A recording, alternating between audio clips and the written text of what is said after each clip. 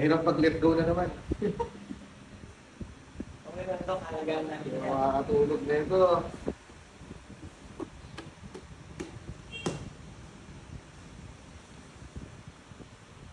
Pag sinolid mo na, yun talaga. Sobrang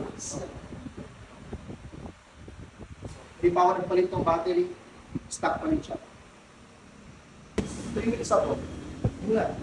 Siyempre, na-stock pa lang. Madaling mo put-put. Sampo lang naman ako. Siyempre, pagbasa, madalas pa rin siya. So, kailangan yung mga reflexes mo na pag nagko-corner ka na may masa o may mga parang loose gravel, kailangan pinag ko rin. Kasi pag konting gano'n mo lang, gano'n. Balik mo lang, control lang ako. Kasi ito sir, ay doc, okay na to. Ano na tong register of deeds, naka-clear na lahat to. So pagpunta mo sa LTO, pag ayos ka na ng bagong CR, mawawala na yung encumbered to. Kasi meron naman na to. Ito na yung ipapakita mo kasi bayad na rin to. So, P-card yun. extra susi. Pamulok. Ito yung extra na 50 ba? Actually, yung extra na susi, yan yung dating ginagamit. Dalawang susi siya. Ay, may cover lang sa Oh, may cover lang. Cover lang.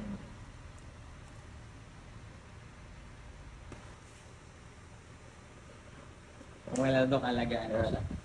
So, hindi ko nasasama si boss kasi syempre, confidential. Doc Dave. Okay lang, pangalan. Doc Dave. So, shoutout sa mga taga-Manlip. Yes. Huh! Okay lang. Ay! Maghirap mag-let go! Pero, kailangan na rin talaga natin mag-let go dahil nandiyan na rin si buyer natin at okay naman yung naging usap namin. The price is right. Eh, ganun talaga.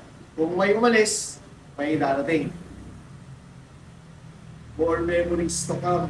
Pero sayang yung memories din nito.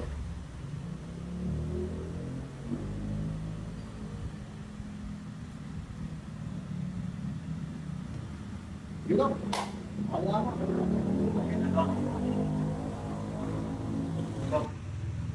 Thank you.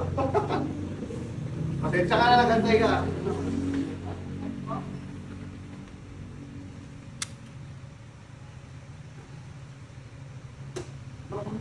Ingat daw, ingat po, ingat. Easy po, stop, please po. Ganyan po, let's go.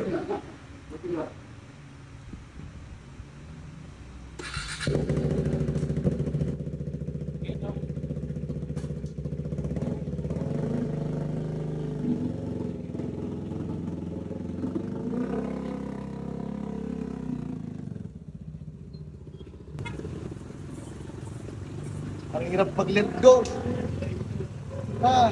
After 4 years, na-let go ko yung aking KTM. So, may purpose siguro. Salamat sa memories and welcome sa kapalit.